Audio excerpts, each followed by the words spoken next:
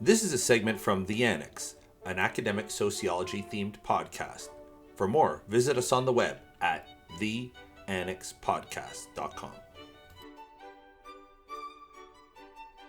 So one of the benefits of having both Howard and Richard here is we have sort of a pretty nice micro panel to talk about Canadian sociology. Some of you might remember last year, Howard was part of a panel. I tried doing sort of like a little showcase on Canadian sociology. And Richard made a very good point on Twitter. He was like, if you want a take on sociology, maybe you should talk to an American who's been there, because there's a lot of Americans in the academy. And I thought this would be a great opportunity for us to talk about, what the difference is between how sociology or the sociology biz works in Canada versus the United States. Richard's been in both. Howard knows Canadian sociology thoroughly. I only know American sociology. Howard, have you ever worked in America? Or? No, I haven't, but I have a sister who works at University of Michigan, so I hear through her experience. Oh, good. Okay, so we got lots of fodder. So, let's start off. Who wants to start off? Canada versus the United States, Canadian and American sociology. What's the difference? Working for a working person. Let's talk. What's the difference between the job in Canada and the job in America? Any thoughts on that one? Well, I think maybe Richard's the person who's best in the position to answer that one. Well, this also gets tricky because it's also one department that I was part of. So what I'm going to say here, I guess right at the outset is I'm going to limit my commentary as best that I can to my experiences of sort of the broader sociological field within Canada and experiences of that. Lest something get viewed as negative towards my former employer and great colleagues. Fair. I think, well, the first thing is to say, versus gets already, I think, sort of a tricky. I totally understand where you're going with the language, but I could see also a double meaning behind that. But I do think, and where this is as context to bring up, I really enjoyed that panel. But what I have noticed is a very when discussions emerge or panels around the field of Canadian sociology, sort of the state of the discipline within Canada. Panels tend to be of people who have either trained in Canada and gotten their degree there, spent most of their career in Canada, and given the significant amount of U.S. expats who have moved up in terms of hiring and job market pools and sort of intellectual sort of composition, really is at this point a not insignificant population to now be thinking about So just to clarify, so I guess are there a lot of U.S. trained Americans who are coming to Canada to work in Canadian departments, and there's sort of a there's discussion about whether or not that's a good thing, and then there's sort of how the native Canadians engage with their immigrant colleagues? In a nutshell, I think that's yeah, absolutely. I think that characterizes it. But maybe there's another dimension to this as well, Howard. Well, I think that it manifests itself that way, but it's also a bit of a reaction to a broader trend, which is in the 1970s, Canadian departments were largely hiring only Americans, and that created a Canadianization movement, which brought in policy that is supposed to be to the effect that you hire Canadians first. And across Canada, some departments weigh that more heavily than others. And so the U3, which are UBC, Toronto, and McGill, tend to ignore that policy more than other universities. And when departments get kind of tilted one way or the other, you end up with some really interesting tensions. Interesting. Could you have any illustrative stories that won't make anybody mad to have recounted? Well, I think that what ends up happening is, when you think about placement, you end up with some very interesting situations. And so if you're American trained and you're working in Canada and you do a very classic ASR sociology, running a lot of regressions, very narrowly pitched to kind of that audience, it doesn't necessarily fly well in the granting agencies, which might be adjudicated by people who are in smaller universities or who are more Canadian trained or Quebec trained. And then it ends up having this kind of incongruence of values of what's strong scholarship. And so I think that becomes the focal point of where you get some debates. And then I think the other thing is when you're trained, and so I was trained at McGill, and people often joke that people will say, oh, McGill doesn't realize it's in Quebec, and the joke is, well, no, it doesn't realize it's even in Canada. So many of the Right. people are from the U.S. and training an American type of sociology that as a Canadian student, you often end up learning more about the US than you do about Canada, and get encouraged to participate in American conferences over Canadian conferences. And when it comes time to the job search, you don't necessarily have that network to the broad range of Canadian universities. And so So, this creates kind of the tension. so Howard, can I ask a sort of a clarification question?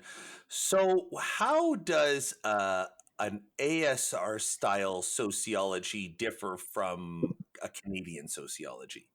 Well, so this is the thing that's kind of ironic about it is a good chunk of Canadian sociology is that sociology, and anybody Right. who says that it isn't is really lying to themselves. But when somebody says an ASR type sociology, they're talking about like a Habermas sandwich. So you have a little bit of theory at the front, you have a methods section, you run a bunch of regressions, and at the end of the thing, you end up saying, yes, Habermas was right. And that's a bit of an exaggeration. I don't think anybody runs regression models on Habermas, but it's basically this kind of template that gets oriented and very concerned about the modeling and that structure over the broader kind of implications that might affect the society, or the nuances that are part of public discourse in Canada per se. So it's like a process focused way of doing sociology? Well, I think that in Canada, there's another end of the continuum that's influenced by European sociology, which tends to be very theoretical Mm. and very critical, and not necessarily very empirical, or for that matter, technically sophisticated in the methodology used, either quantitative or qualitative.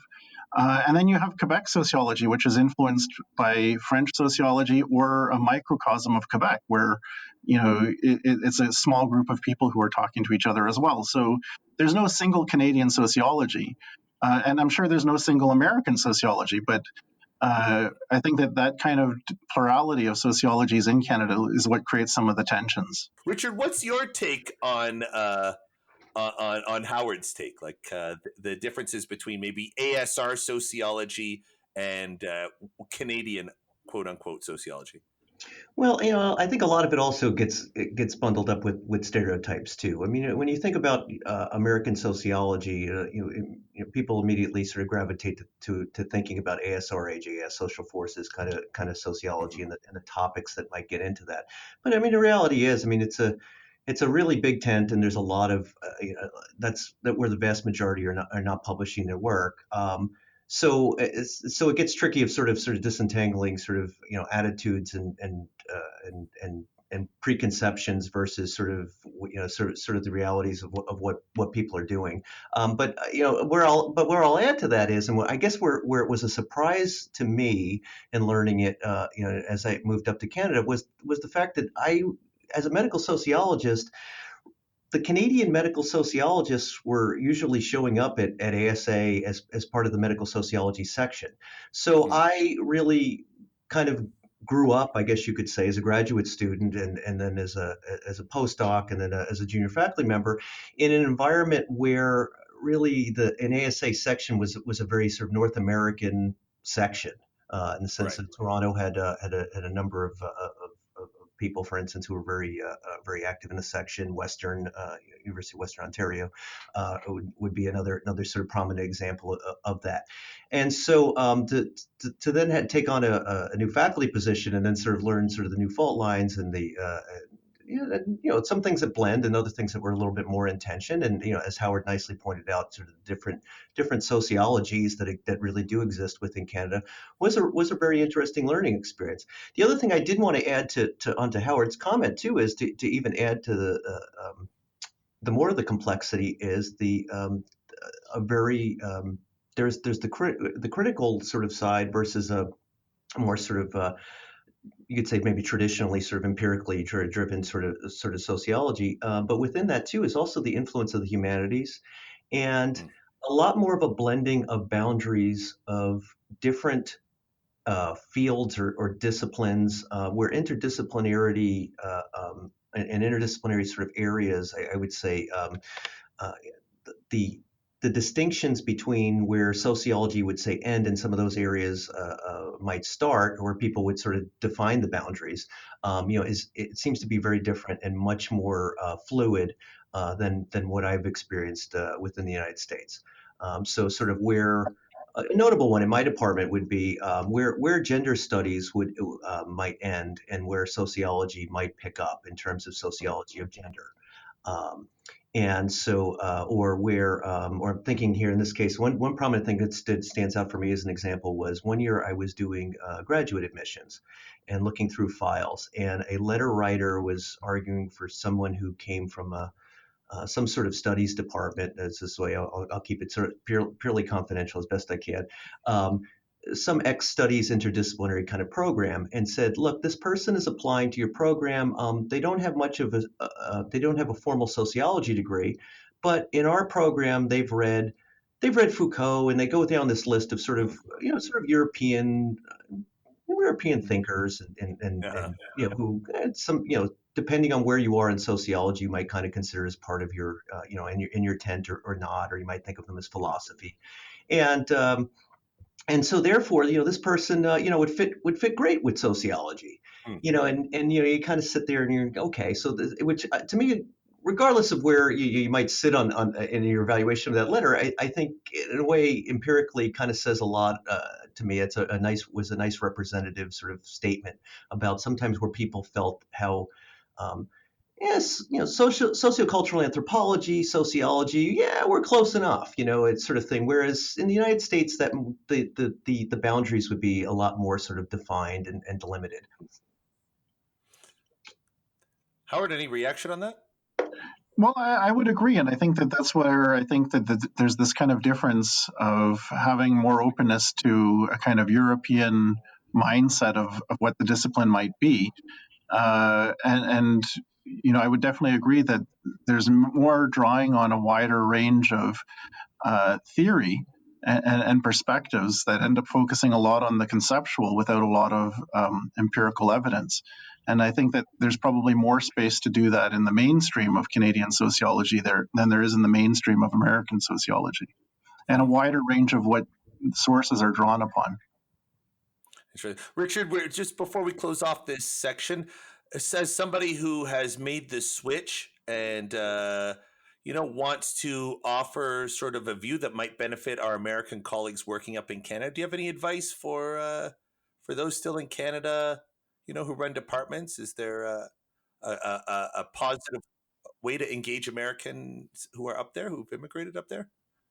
Oh, the things that I see on Twitter about sort of people learning the Canadianisms and the Canadian ropes of things. My thought is with that again, it's sort of hard to disentangle sometimes the uh, the sociology professor moving up to Canada versus just the Canadian expat just sort of assimilating into a new society. And so I guess my advice is, obviously there's some you moved up there for I would assume for some sort of personal and lifestyle sort of reasons too, and not just for work. And so that general sort of character that selected you into that is are the things that over time you're going to be learning, and you're going to be picking up your general interest in assimilating itself is going to you'll pick up the ropes on things that you might miss, or the little using the Queen's English, or the throwing in those U's, or separating terms like college and university, or the use of the Z's and versus the Z's. Or we're getting a double at Tim Hortons. Tim Hortons, right? Exactly. I miss Tim Hortons very much. I hear it's on the final immigration test. For more, visit us on the web, theannexpodcast.com.